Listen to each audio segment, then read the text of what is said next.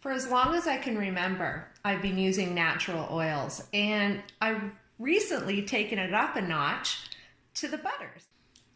When I was younger, I didn't really need the butters, but as we age, they are essential, and shea butter is my absolute favorite. This is it. It comes in chunks, and I buy it in bulk, and I make my own lotion. I'm going to teach you the simplest lotion recipe you've ever made, and I will guarantee you once you use this, you will never go back to the store and buy a chemical concoction again. It all starts with the shea butter. I also have coconut oil, and I'm going to add in some avocado oil just for an extra kick. No scent, because the natural essence of these raw organic oils is that they have a natural sweet scent all on their own. You don't need anything else. Now, the shea butter is obviously a butter, so it is thick. That's the sealer. That's what's going to seal your moisture in. What I tend to do is do a little bit more shea butter than coconut oil. The function of the coconut oil is also going to be to soften the mixture up when it's blended. So you're easily going to be able to dip your finger into the mixture, rub it in your hands, and spread it on. This recipe is great because depending on the season, you alter the levels of the butters and the oils. In the winter time, you're going to add more shea butter. You might use that same formulation as an after sun in the summertime.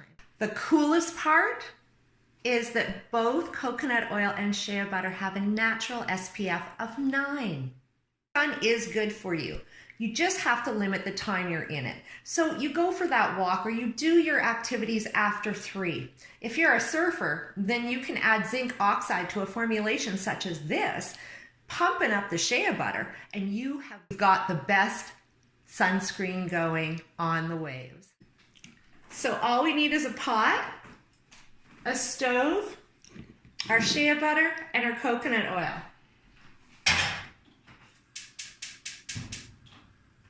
You're just going to pour all of that in there and reduce the temperature way down. Here's the other sad fact. Did you know that the first ingredient in your lotion is normally water? Do you know how much that water takes up? Up to 99%. So all those other little ingredients, the special butters and oils, they're in there in droplets, not even.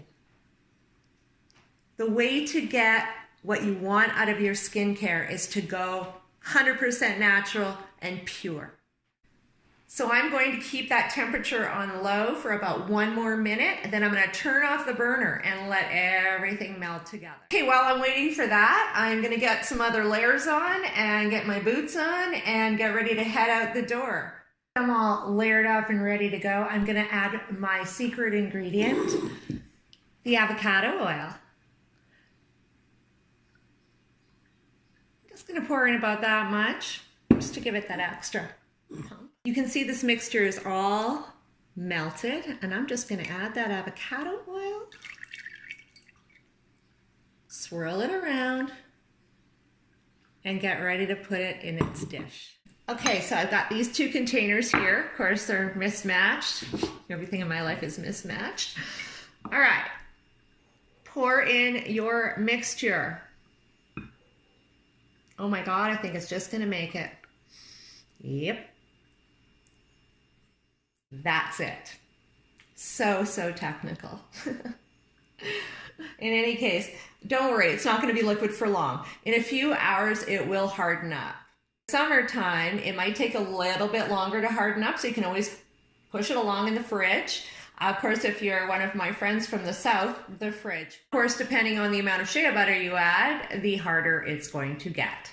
Now, you don't need anything else in this. You don't need essential oils, and I actually suggest not, because the natural scent of the coconut and the shea together is unbelievable. It's fresh, it's light, and we don't really need to add in more ingredients. Of course, if you like your essential oils, please do, but don't contaminate it up with a chemical fragrance. You gotta know that is where all the endocrine disruptors lie, are in those fragrances. Fragrances can denote a myriad of chemical agents to make that scent.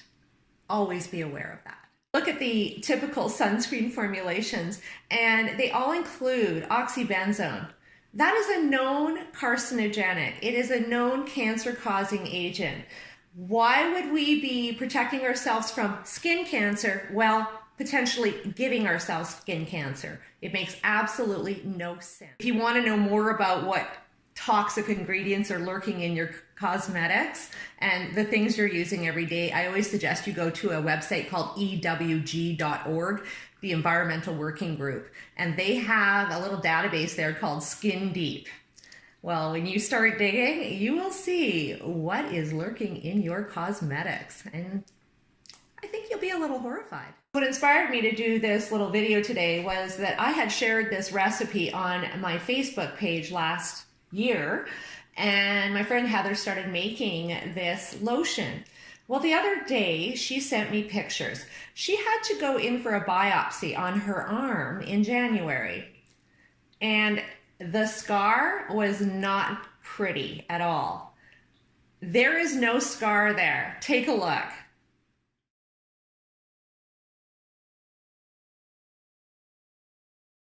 The most important point of it all is every time you take control and use the best of the best ingredients in what you do, in everything you do, it says, I love me, and I'm worth it. The best part of all of it is the price and how much money you are going to save by taking control of your skincare regime and using quality ingredients. This cost me about $2, maybe $3 with the avocado oil. Now, if I wanted to pump that up with another oil, of course, it'll take on a little more. But this is at least a week's supply for me, a generous week's supply. Well, I'm heading out now. I'd love to have you join me again. Please subscribe to my YouTube channel below. I'd love it if you would hit a like if you liked it. Check out my IGTV channel as well as my Instagram and Facebook, both under Thrive at 50. We'll see you again.